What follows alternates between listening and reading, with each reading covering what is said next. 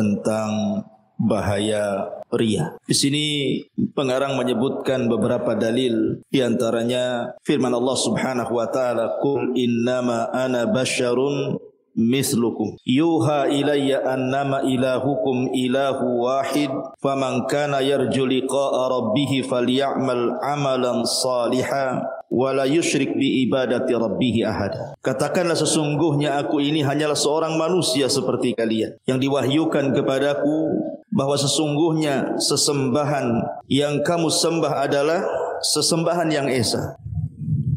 Maka barang siapa yang mengharap perjumpaan dengan Rabbnya, hendaklah dia mengerjakan amal saleh dan janganlah dia berbuat kesyirikan sedikit pun dalam beribadah kepada Rabbnya.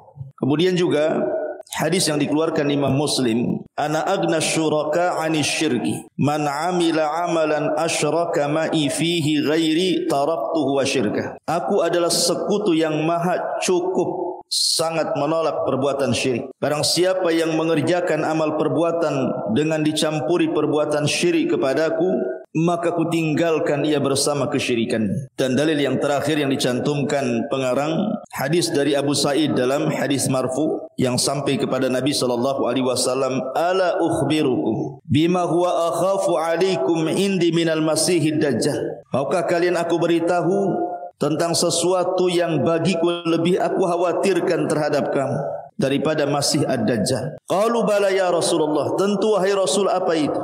Maka Rasulullah mengatakan, asyirkul khafi yakumur rajulu fayusalliya fayuzayyinu salatahu lima yara min nadhari rajuli ilaihi. Kata Nabi SAW, syirik yang tersembunyi. Ketika seseorang berdiri melakukan salat, ia berpindah salatnya, kemudian membaguskannya karena mengetahui ada orang yang melihatnya. Inilah 3 dasar yang dicantumkan dalam kitab ini tentang bahayanya sebuah riya. Taib, kita akan jelaskan seberapa bahaya riya itu. Ma'asyiral muslimat yang dimuliakan Allah Subhanahu wa taala, salah satu amalan yang merupakan berdirinya sebuah agama adalah ikhlas. Jadi agama ini tegak di atas ikhlas. Bahkan tidak mungkin satupun amalan yang dilakukan siapapun dalam bentuk ibadah apapun tanpa ada keikhlasan itu tetap ditolak, tidak akan diterima. Hanya memperlelah badan saja, menghabiskan uang saja, menghabiskan waktu, tenaga saja, percuma, tidak akan diterima kalau beribadah tidak ikhlas. Bahkan syarat orang masuk surga pun harus ikhlas. Orang tidak bisa masuk surga tanpa ikhlas. Makanya ikhlas ini ibadah yang luar biasa, yang menentukan keselamatan seseorang dan kecelakaan seseorang. Makanya kenapa kemudian pembahasan ikhlas ini luar biasa. Dan ikhlas itu lawan daripada riya. Dahulu ada seorang raja yang suka dipuji, yang suka dibicarakan kebaikannya, sehingga banyak orang-orang yang kemudian untuk menyenangkan hati raja terkadang membuat syair-syair walaupun dia berdusta, yang penting raja suka. Jadi betul-betul raja ini setiap perbuatannya itu kalau bisa manusia melihatnya, mendengarnya dan memujinya. Pada suatu hari raja ini ingin membuat masjid besar, masjid kerajaan, dan dia larang tidak boleh ada satu pun dari rakyatnya yang ikut menyumbang. Murni masjid dia sendiri. Karena nanti kalau masjid ini sudah jadi, maka masjid ini akan diberi nama dirinya supaya orang tahu siapa yang membangunnya. Maka mulailah kemudian masjid itu dikerjakan dengan biayanya. Tidak ada satu pun yang bersyirikat dalam biayanya. Dengan berjalannya waktu masjid ini kemudian selesai dan sangat megah sekali. Banyak orang yang memujinya karena keindahannya, besarnya dan lain sebagainya. Kemudian akhirnya masjid itu pun diberi nama sang raja tadi. Suatu malam sang raja ini bermimpi. Tiba-tiba dalam mimpinya papan masjid yang ada nama dia terhapus. Kemudian diganti dengan seorang wanita, nama seorang wanita yang tidak tahu siapa dia. Terperanjatlah sang raja ini, kemudian menyuruh pengawalnya, coba cek plang masjid itu masih atas nama saya atau sudah atas nama orang selain saya. Akhirnya kemudian dicek, rupanya masih atas nama dia. Malam kedua raja ini mimpi lagi dengan mimpi yang sama, bahwa plang masjid itu sudah bukan lagi namanya. tapi nama seorang wanita. Kemudian terbangunlah dia terperanjat. Kemudian dia utus lagi pengawal dan mengatakan, lihat apakah pelang masjid masih atas nama saya atau nama orang selain saya. Maka dikatakan kepada sang raja, masih tetap nama anda wahai raja. Maka sang raja menganggap itu hanya sekedar nyanyian mimpi saja. Akhirnya kemudian pada malam ketiga, sang raja bermimpi lagi dengan mimpi yang sama. Subhanallah, bahwa papan pelang masjid itu bukan atas nama dia lagi dan diganti dengan nama perempuan. Maka sang raja kemudian penasaran, diutusnya lagi, kemudian dilihat apakah pelangnya masih atas nama dia ataukah sudah nama perempuan itu. Rupanya masih atas nama dia. Akhirnya kemudian sang raja ini heran kenapa nama perempuan itu selalu ada dalam mimpinya. Kemudian dia memerintahkan semua pasukannya cari nama perempuan itu. Siapa dia? Apakah dia ikut memasukkan sebagian uangnya untuk pembangunan masjidku? Berani sekali dia, cari dia. Akhirnya kemudian dicarilah wanita itu. Dalam sekejap wanita itu sudah kena tangkap. Rupanya wanita itu wanita fakir, wanita miskin. Untuk menghidupi keluarganya saja tidak bisa. Wanita yang sudah tua renta. Jadi ketika kemudian dihadapkan kepada sang raja, raja bertanya, wahai fulana, apakah ada sebagian uangmu yang kau berikan kepada para pekerja pembuat masjid yang aku bangun masjid itu? Kata wanita ini, sang raja, boro-boro saya infak ke masjid.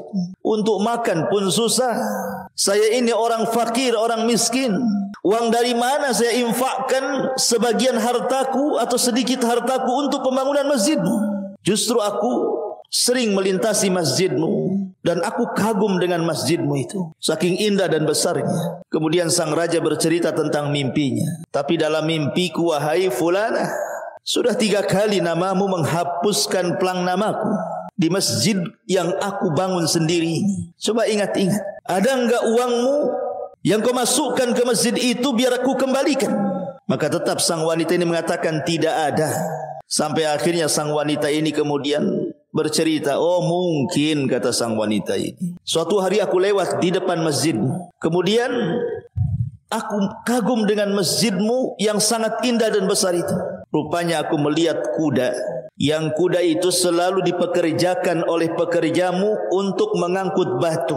Kuda itu kakinya terikat dengan tali, dan kuda itu sangat kepanasan dan kehausan. Di depan kuda itu ada kolam air. Kuda ini ingin minum, tapi tidak bisa diraih karena kakinya terikat.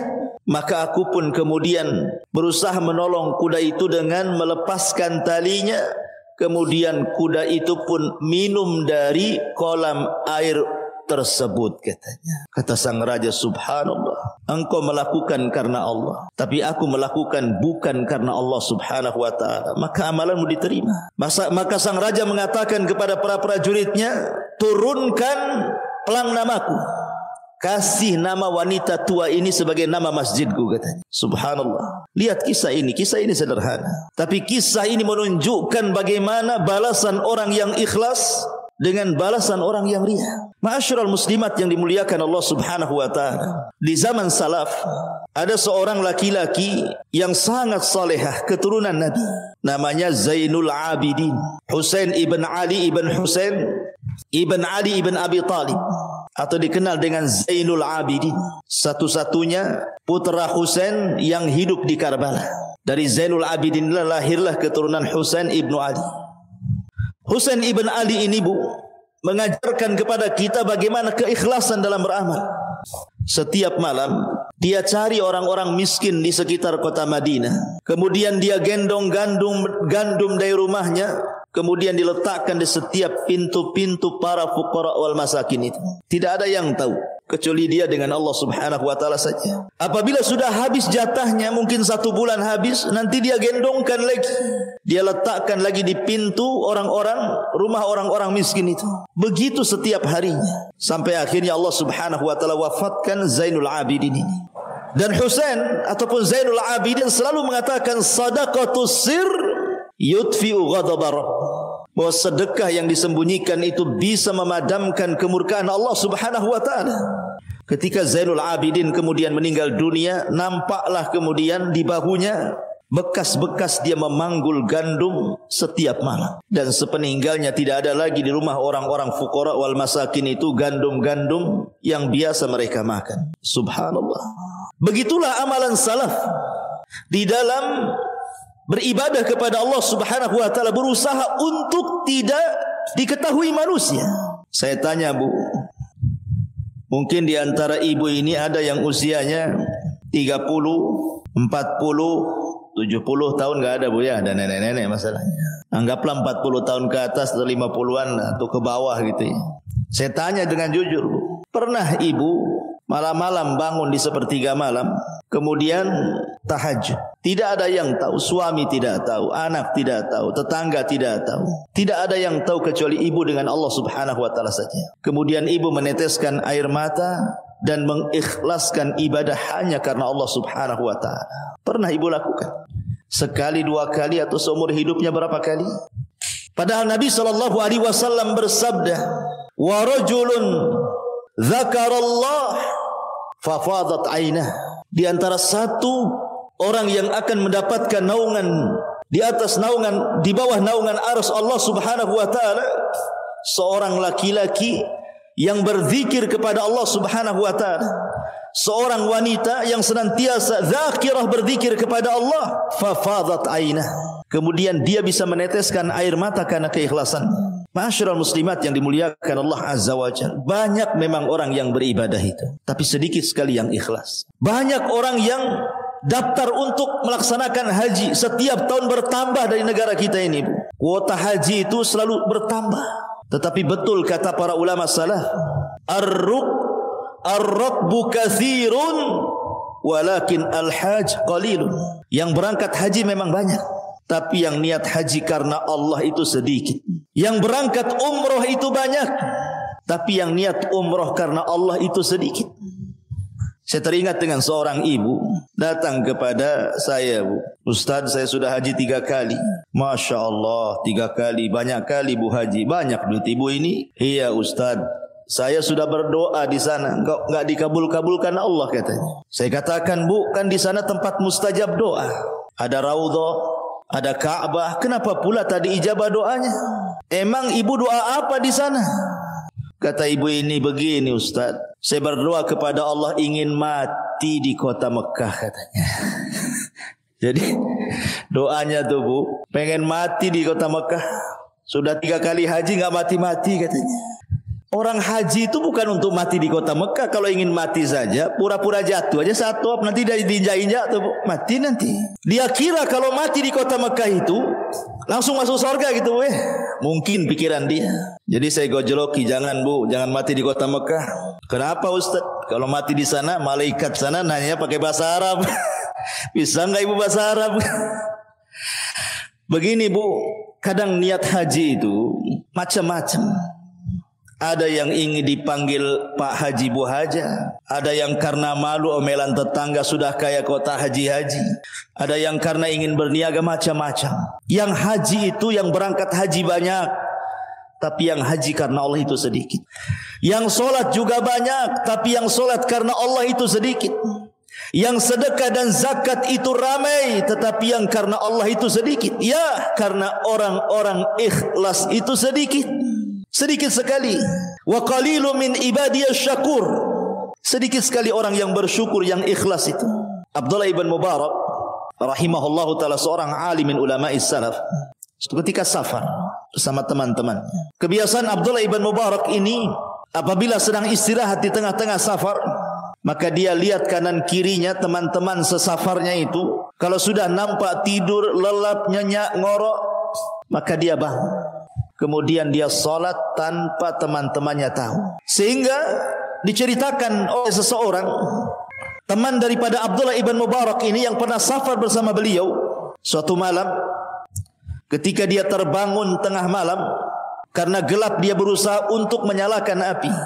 Rupanya kemudian dia melihat Abdullah ibn Mubarak sedang salat, kemudian menangis terseduh-seduh. Ketika ditanya, ada apa engkau wahai Abdullah ibn Mubarak? Maka Abdullah ibn Mubarak mengatakan, tadzakkartu zulmatal qabri. Demi Allah aku teringat dengan gelapnya kuburan. Karena dia solat di tengah malam, gelap gulita, tidak ada cahaya. Dalam solatnya diingatkan dengan bagaimana gelapnya dunia saja sudah menyesakkan dada. Bagaimana pula dengan gelap kuburan? Seolah-olah dia mengatakan seperti itu. Itulah orang ikhlas. Orang ikhlas luar biasa. Ma'asyiral muslimin, muslimat yang dimuliakan Allah Subhanahu wa taala. Ada seorang sahabat namanya Tamim ibn Aus Ad-Dari. Seorang sahabat yang pernah berjumpa dengan Dajjal namanya Tamim ibn Aus Ad-Dari itu. Dia dulunya seorang Nasrani, setelah berjumpa dengan Dajjal di sebuah pulau, akhirnya dia masuk Islam dan dikenal dengan ihtimamu bil Quran. Perhatian dia kepada Al-Quran luar biasa. Hampir beberapa malam sekali dihatamkan Quran dalam qiyamul lail. Itu Tamim ibn Aus Ad-Dari. Dikenal ahli solat malam. Jadi suatu ketika ada seseorang bertanyalah kepada Tamim ibn Aus Ad-Dari ini dan mengatakan, "Kaifa salatuka bil laili ya Tamim?" Tamim, saya ingin tanya, macam mana solat kamu itu di malam hari? Kok bisa kamu setiap malam solat? Bagaimana caranya? Apa kiat-kiatnya? Maka Tamim ibn Aus Ad-Dari faghadiba ghadban syadidan, marah dia. Ketika ditanya soal solatnya, marah dia, Bu. Kemudian Tamim ibn Aus Ad-Dari mengatakan, "Wallahi demi Allah, la rak'atun usalliha fi jawfil laili fi sirri ahabbu ilayya min an usalliya al-laila kullahu thumma aqussuhu 'alan nas." Demi Allah, kata Tamim ibn Aus Ad-Dari, satu rakaat saja yang aku solat di malam hari, orang tidak ada yang tahu kecuali aku dengan Allah, itu jauh lebih aku cintai dibandingkan aku menghidupkan seluruh malam dengan ratusan rakaat, boleh jadi mungkin ribuan rakaat. Tapi setelah itu aku ceritakan pula kepada manusia. Demi Allah, aku tidak akan bercerita tentang solatmu kepadamu. Begitulah salafuna saleh. Kalau ditanya soal ibadah itu, mereka marah. Cukuplah dia dengan Allah saja, beda dengan kita. Ibu tadi dari masjid ngapain, Bu, ya? Oh iya, ngantar sedekah, Ustaz. Langsung disebutkan tuh, ngantar sedekah, Ustaz. Kebetulan saya ada rezeki, cukuplah untuk 2 tiang masjid 5 juta. Disebutkan pula angkanya. Subhanallah, ya. Kadang-kadang kita ini tidak bisa pura-pura tuh. Kan bisa ibu bilang, dari mana ibu? Dari masjid apa? Ini buang hajat, kan senang. Jadi infak ibu kan tidak tahu. Ma'asyiral muslimat yang dimuliakan Allah Subhanahu wa taala, Ayyub As-Sikhtiyani, seorang ulama salaf juga, Ayyub As-Sikhtiyani ini. Kana Ayyub yakumul laila kullah. Ayyub ini setiap malam dia qiyamul lail. Itulah memang da'bus salaf. Kebiasaan orang salaf itu tidak pernah meninggalkan qiyamul lail. Falamma qarubal fajr raja'a fattaja'a fi firashihi. Fa idza tala'a as-subh rafa sautahu ka'annahu qad qamatil kasa'ah. Apabila mendekati subuh dia bergegas langsung ke pembaringannya, Bu. Apabila pura-pura tidur, apabila dekat subuh dia pura-pura terbangun seolah-olah tidak pernah sholat malam hari. Sampai pun keluarganya tidak tahu. Kalau Ayyub itu qiyamul lail setiap malam, keluarganya tidak tahu. Kalau sudah mendekati subuh pura-pura tidur. Apabila sudah dekat subuh dia pura-pura bangun, seolah-olah dia nyenyak tidur semalam. Begitulah pandainya para ulama salaf menyembunyikan amal. Begitulah pandainya para ulama salaf dalam menyembunyikan amal, tidak lain dan bukan untuk menutup pintu riya. Ma'asyiral muslimat yang dimuliakan Allah Subhanahu wa taala. Makanya menjaga hati itu memang berat. Membersihkan hati itu memang berat. Apalagi dari dunia, berat sekali. Baik, kalau kita sudah tahu bagaimana kisah para ulama salaf, sedikit kita akan masuk pada bab yang kita bahas tentang bahaya riya. Kita tahu bahwa ibadah apapun kalau diberikan kepada selain Allah Subhanahu wa taala pasti ditolak.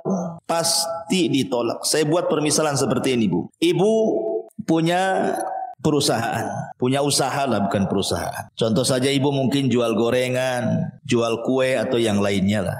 Kemudian adalah tetangga yang mau jadi pekerja ibu. Dia mengatakan, boleh enggak saya bekerja sama ibu? Kata ibu dengan senang hati. Kemudian dia tanya, gajiku berapa? Kata ibu, gajinya 1 bulan 1,5 juta. Mau kamu kerja sama saya? Kata ibu B ini, maulah. Kapan saya mulai kerja? Kata ibu ini yang punya usaha, anggaplah ibu yang punya usaha.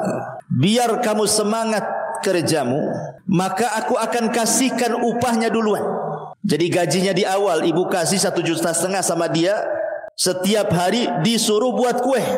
Ibu sediakan tepungnya, ibu sediakan olahannya, ibu sediakan macam-macam yang berkaitan dengan alat-alatnya, bahan-bahan rotinya dan begitu seterusnya. Dia bekerja dari pagi sampai sore. Tapi kalau sudah jadi roti itu, Bu, sudah jadi itu gorengan itu, makanan itu, tapi oleh dia tidak dikasihkan ke ibu yang punya usaha, dikasihkan pula ke tetangga ibu yang tidak tahu menahu. Jadi tetangganya enak tuh, tiap hari diantari kue kan gitu.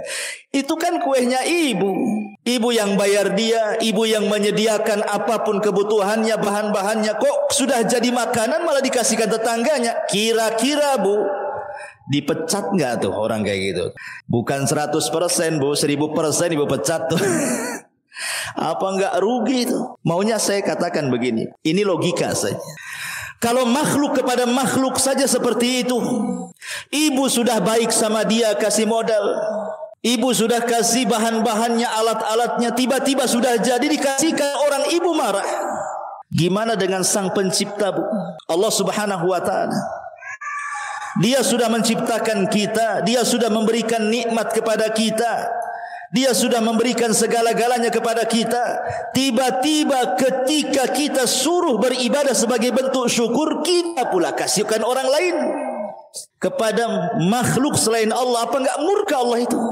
Atau mungkin yang lebih jelas lagi contohnya lah, biar ibu lebih paham. Ibu punya anak, kemudian anak ibu rawat dari kecil, ibu susui, malam tidak bisa tidur, siang pun lelah melihat nakalnya anak. Tapi sabarnya ibu mendidik anak, akhirnya disekolahkan, ibu juga yang biayai dia sampai SD, TK selesai naik pula ke SD, SD selesai naik pula ke SMP, SMP selesai naik pula ke kuliahan, dapatlah dia S1, S2, S3 sampai kepada profesor.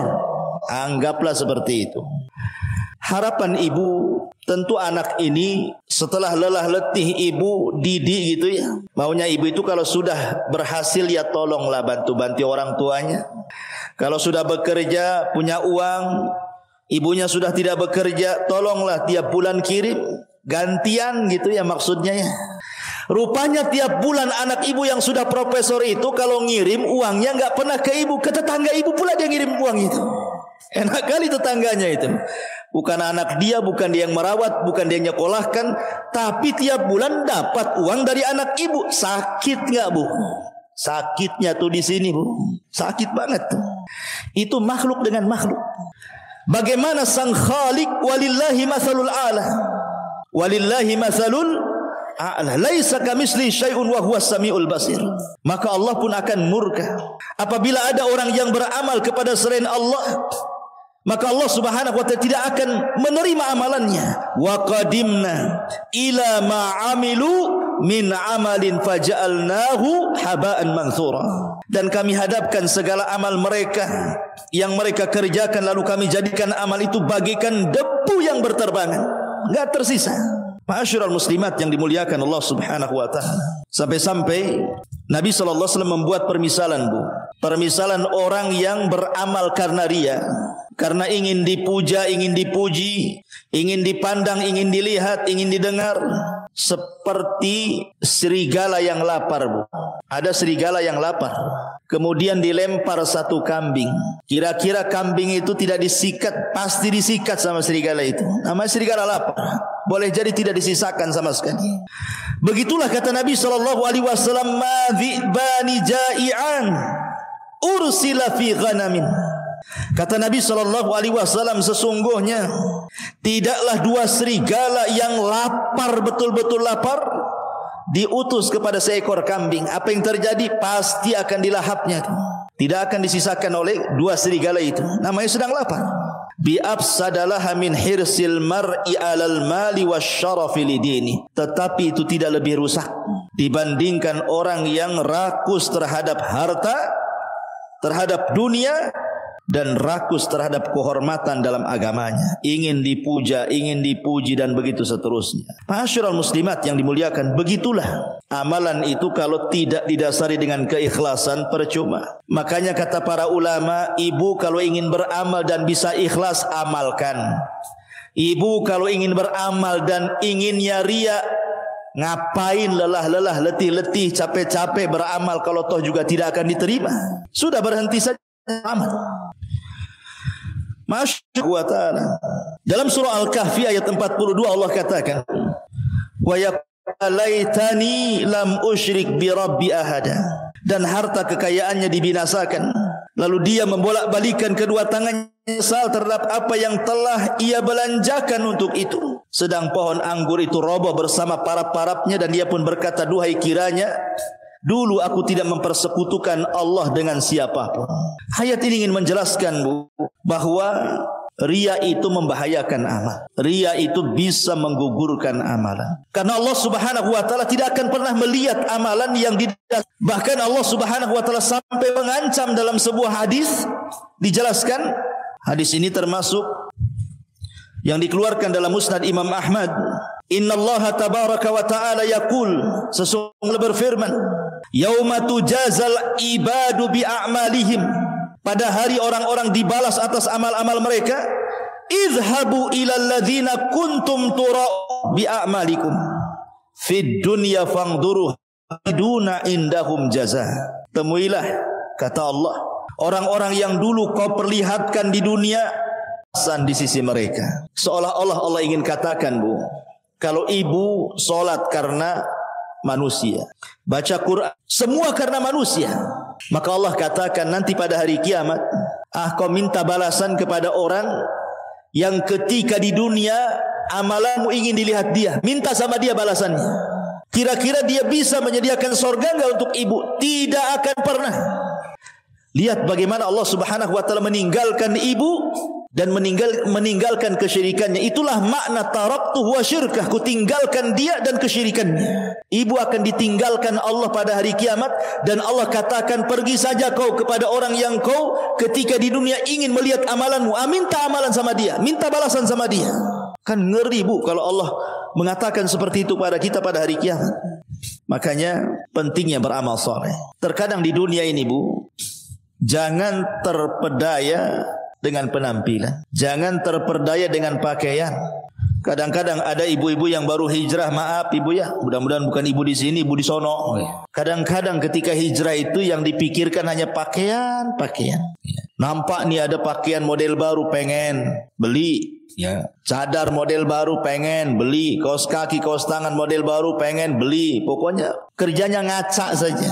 Ya, sibuk dengan pakaian, sibuk dengan penampilan. Padahal Allah Subhanahu wa taala tidak pernah melihat penampilan ibu. Yang Allah lihat itu hati dan amalan ibu. Di sini Allah mengatakan, "Unzuru innallaha la yanzuru ila suwarikum wala ila amwalikum walakin yanzuru ila qulubikum wa a'malikum." Allah tidak pernah melihat penampilan ibu, tidak pernah melihat harta ibu. Yang Allah lihat itu hati. Hati, kemudian setelah itu amalannya. Lihat, Allah dahulukan hati baru amalan. Allah dahulukan hati sebelum amalan. Karena amalan itu diterima dan tidaknya itu karena hati. Kalau hatinya ikhlas diterima, kalau hatinya riya ya amalannya ditolak. Walaupun dohirnya amalan itu adalah amalan besar. Contoh, orang yang mati syahid, itu kan amalannya besar, Bu, masuk surga tanpa hisab. Atau contoh orang yang baca Quran, qari, hafidh Quran, bacaannya indah, orang suka dengan bacaannya. Terkadang orang bisa nangis kalau dibaca Quran, kan indah, itu kan besar tuh amalan dia. Bertahun-tahun dia menghafalkan Quran, apa tidak besar amalan dia? Atau orang yang sedekah miliaran bahkan triliunan, itu kan besar, Bu. Tetapi rupanya perkara-perkara besar yang harusnya dia masuk surga paling depan, rupanya dia orang yang pertama kali pun disentuh api neraka. Kenapa? Rupanya niat itu membesarkan yang kecil dan mengecilkan yang besar. Niat itu membesarkan yang kecil dan mengecilkan yang besar. Ada amalan-amalan yang kita anggap besar, seperti tadi syahid, orang yang berinfak triliunan atau miliaran. Dan ada orang yang bertahun-tahun dihabiskan untuk menghafal Quran, tiba-tiba baca Qurannya hanya untuk supaya orang memandang dia qari, hartanya supaya orang memandang dia dermawan, syahidnya supaya orang memandang dia pahlawan. Perkara-perkara besar itu jadi kecil karena riya, tidak dipandang oleh Allah Subhanahu wa taala.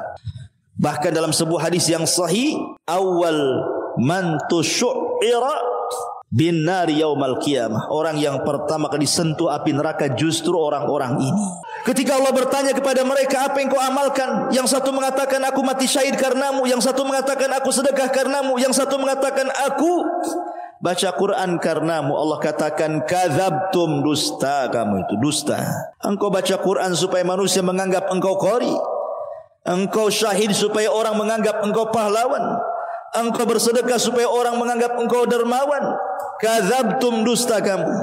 Maka Allah memerintahkan malaikat seret dia masukkan ke neraka, naudzubillah. Disinilah bahayanya riya. Amalan sekelas jihad saja tumbang, tidak tersisa.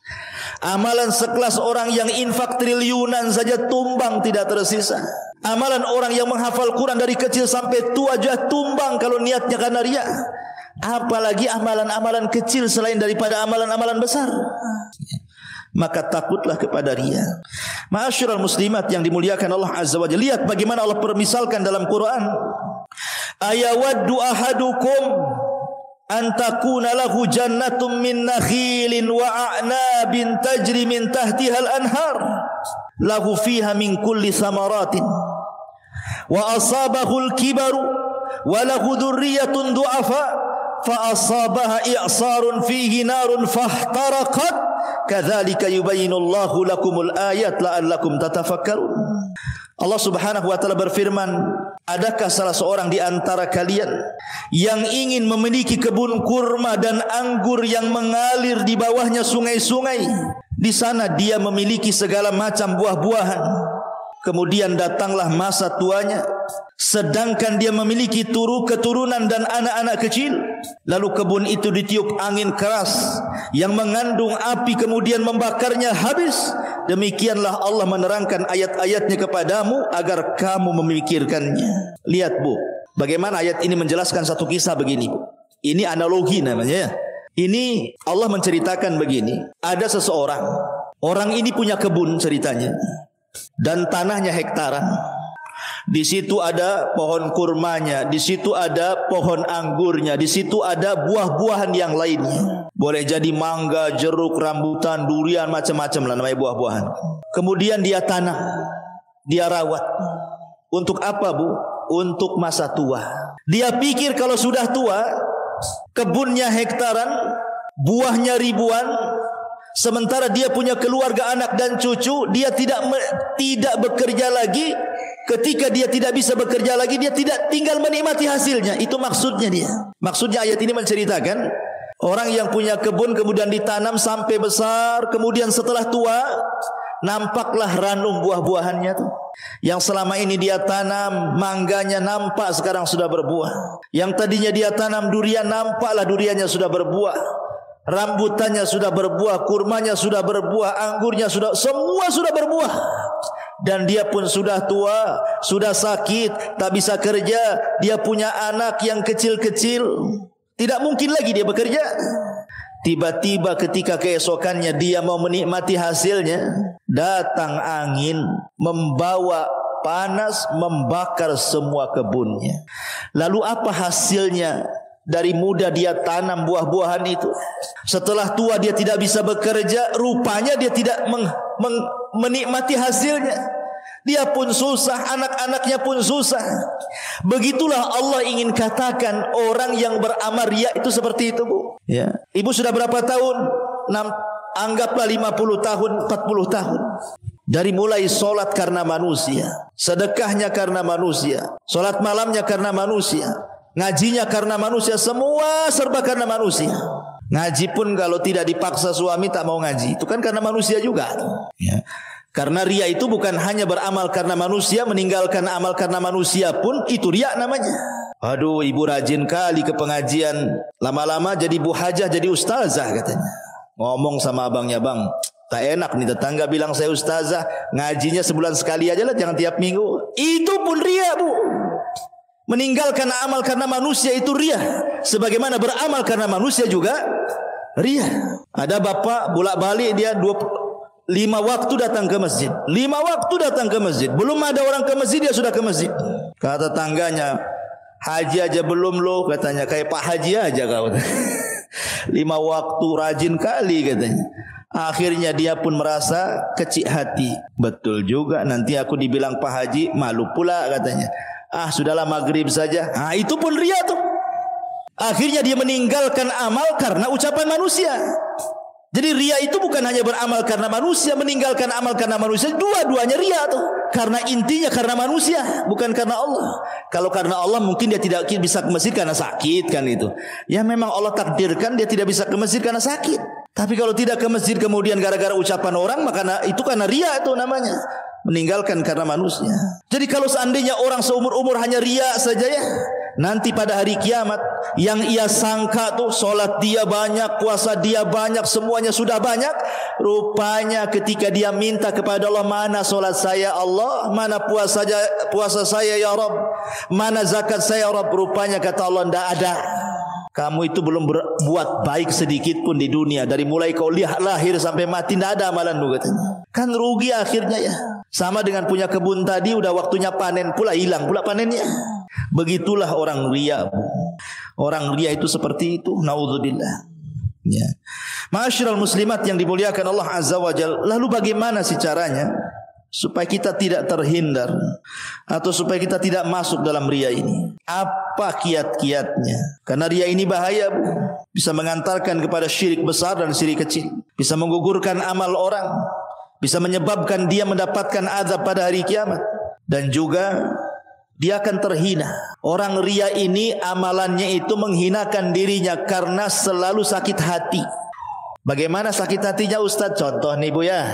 Ibu nyumbang ke masjid Jabal Uhud atau Nidaul Ilmi, nyumbang 5 juta dengan harapan pihak masjid itu mengumumkan kalau bisa di grup-grup WA itu nama ibu tercantum, ibu fulana sudah nyumbang 5 juta ke Jabal Uhud, ke Nidaul Ilmi, maka dijelaskan, diucapkan semoga begini, semoga begitu dan yang lainnya. Jadi orang grup tahu kalau ibu yang nyumbang. Umpamanya gitu Bu ya. Ya. Sekali setelah ibu nyumbang 5 juta ke Jabal Uhud atau ke masjid, ditunggu-tunggunya itu notifikasi dari grup itu, tangtung kok tak nampak pula lah tangtung itu.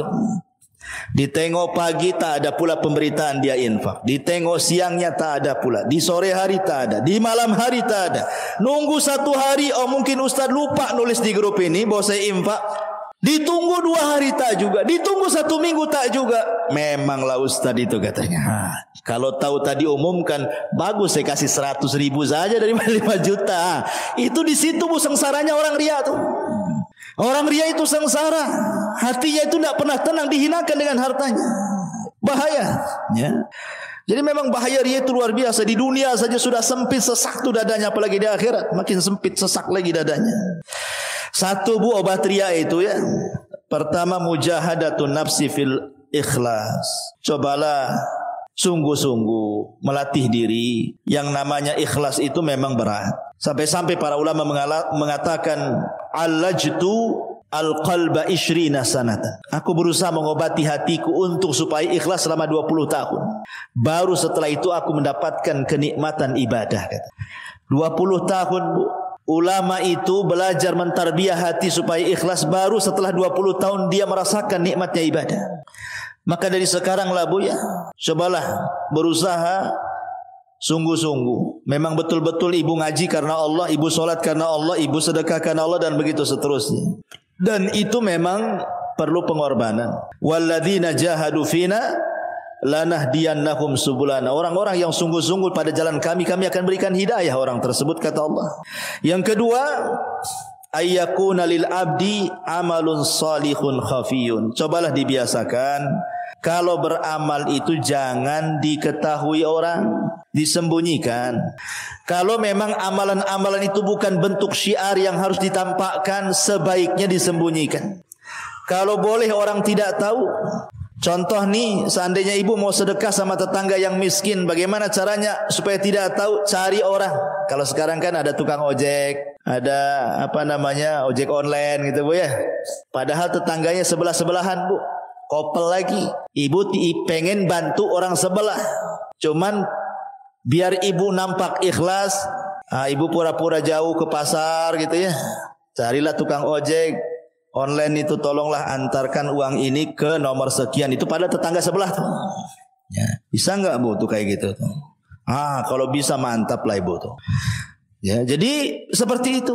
Atau ibu beli sesuatu ya di pasar, entah beli sayur, entah beli buah, nampaklah orang yang jual sayur itu miskin, nampaklah orang yang jual sayur itu memang fukara gitu kan. Ibu dekati Bu, kemudian ibu pura-pura beli.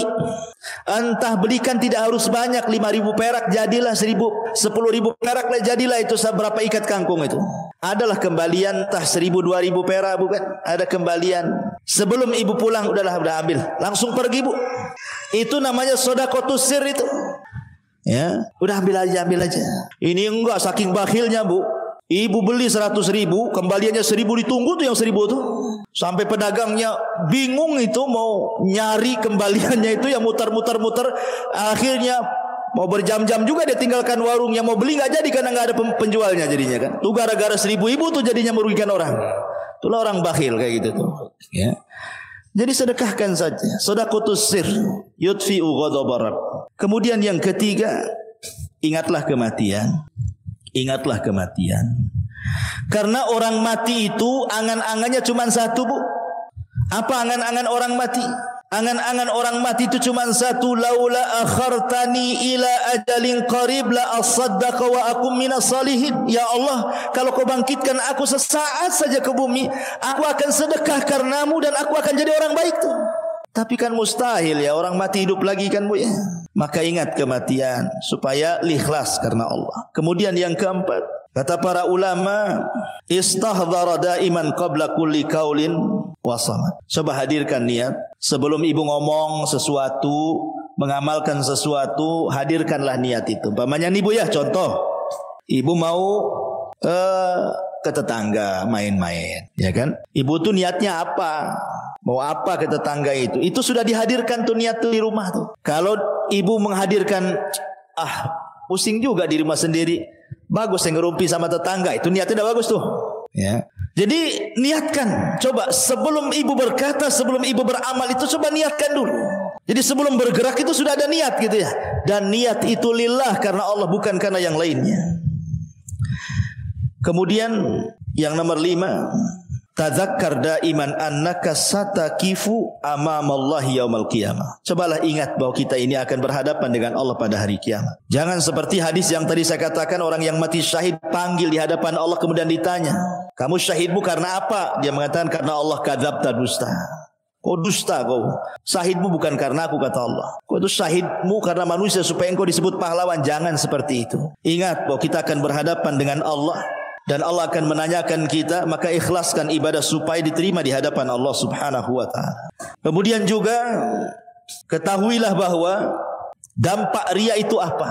Ibu sudah saya jelaskan dari awal, beginilah bahaya orang riya. Terus ingat bahaya riya supaya jangan masuk riya. Araftu syarra la li syarri walakin litawaqqihi. Mengetahui riya bukan untuk riya, tapi supaya mudah untuk menjauhi riya. Ya, ingat bahayanya supaya kita jangan sampai kemudian jatuh kepada perbuatan riya. Kemudian juga Bu, cobalah banyak berdoa. Banyak berdoa. Nabi SAW pernah mengatakan seperti ini Bu, di hadapan manusia, Ayuhan nas, ittaqu hadza syirka. Hei manusia, takut kalian dengan syirik ini. Fa innahu akhfa min dabibin namli. Karena syirik ini lebih halus dibandingkan semut yang berjalan di batu licin, katanya. Ibu pernah kan ngalami Bu, ibu lagi diam-diam tahu-tahu ada semut aja di kepala tuh. Atau tahu ada semut aja di baju. Pernah kan Bu ya? Kok ini semut dari mana naiknya? Kok sudah ada di atas kepala saya, katanya. Ini kapan dia pakai tangganya, seolah-olah sudah di baju saja. Ibu pernah mengalami, pasti ibu pernah mengalami, tahu-tahu ada semut di baju kan? Pertanyaannya, kapan semut itu naik dari bawah sampai ke atas baju ibu tuh? menunjukkan halusnya semut itu. Kita tidak tahu bagaimana dia jalannya, tiba-tiba sudah di baju ibu saja. Kata Rasul, riya itu lebih halus dibandingkan semut yang kita tidak tahu macam mana merayapnya, tiba-tiba sudah di baju katanya. Tahu-tahu riya saja. Nah gitu, riya itu tahu-tahu. Awalnya sudah karena Allah, tahu-tahu riya di tengah jalan. Awalnya solatnya karena Allah, tahu-tahu solatnya karena manusia. Dan begitu seterusnya. Riya itu penyakit yang sulit untuk ditinggalkan. Saya ibu siapapun, penyakit ini ada karena datangnya sehalus semut, bahkan lebih halus dibandingkan jalan semut, kata Rasulullah. Sehingga sahabat mengatakan, ya Rasulullah, kalau syirik ini sehalus itu, macam mana caranya kami untuk meninggalkannya, menjauhinya, supaya jangan terjerumus kepadanya? Maka Rasul mengatakan, qulu Allahumma inna na'udzubika min an nusyrika bika syai'an na'lamuhu wa nastaghfiruka lima la na'lamuhu. Rawahu Ahmad wa sahhahahu Albani. Kalau begitu, bacalah sering-sering doa, ya Allah, aku berlindung kepadamu dari melakukan kesyirikan yang aku ketahui ataupun yang aku tidak ketahui. Aku meminta ampun kepadamu. Terus meminta seperti itu, meminta kepada Allah Subhanahu wa taala, ya, agar hati ini tidak menyekutukan Allah Azza wa Jalla. Kemudian ketika beramal, Bu, lihatlah Allah, jangan lihat selain Allah. Ketika ibu beramal, lihat ke atas, jangan lihat ke bawah. Lihat ke Allah, jangan lihat kepada makhluk. Kemudian janganlah beramal kepada Allah karena mencari redha manusia. Manusia tidak akan redha selamanya. Biarkan manusia, mereka tidak memuji ibu, enggak apa-apa.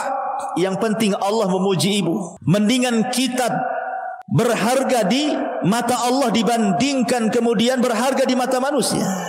Kemudian jadikan hati ibu itu hati yang tidak berubah. Ketika ibu beramal ada yang mencela, hati ibu tetap seperti itu. Ketika ibu beramal ada yang memuji, tetap ibu seperti itu. Jadikan celaan dan pujian sama saja. Nah, itu bisa enggak tuh? Ini yang berat nih. Memang berat, Bu. Ibu melakukan sesuatu padahal baik, dicaci pula sama orang. Kan ada, Bu. Niatnya ibu itu baik sebenarnya, ingin nolong, dimaki-maki pula. Tenang, sabar. Ketika ibu amal, Masya Allah, didewa-dewikan pula ibu itu. Tenang, itu ujian. Orang yang bisa menstabilkan hati, menyamakan antara pujian dan juga celaan, itulah hati yang ikhlas namanya, Bu, ya. Jangan pula kalau dipuji besar pula hidung, kalau dicela mengecil pula hidung. Nah, itu kan masalah, Bu, ya. Ya, jadi kemudian juga yang lainnya. Ya, tetapi juga di sana ada perkara-perkara yang sebenarnya bukan riya, Bu, tapi orang menganggap riya, tapi bukan riya. Ini untuk mengakhiri kajian kita. Apa saja perkara-perkara yang dianggap riya tapi bukan riya? Seperti ibu berangkat haji, tidak ada niat ibu itu dipanggil Bu Hajah, nggak ada niat sama sekali. Tiba-tiba pulang orang tahu ibu haji, Bu Hajah mau kemana katanya. Padahal ibu tidak mau dipanggil Bu Hajah itu. Paling senang ibu belum haji gitu ya. Masuk pasar sini tiba-tiba Bu Hajah beli, Bu Hajah beli. Ibu senang pula bilang saya belum haji gitu. Gitu ya, Bu. Jadi kalau ibu ibadah kemudian dipuji orang dengan tidak ada niat untuk dipuji, itu namanya busyrol ajil. Kabar gembira yang disegerakan, itu bukan riya namanya, Bu, ya. Ini yang pertama. Yang kedua, orang yang tahadus bin ni'mah, menampakkan nikmat Allah.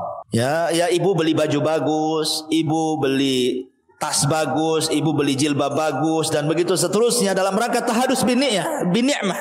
Gak apa-apa, tetapi bukan untuk kesombongan, juga bukan untuk riya, bukan untuk ujub, bukan untuk riya. Apa sih bedanya ujub dengan riya?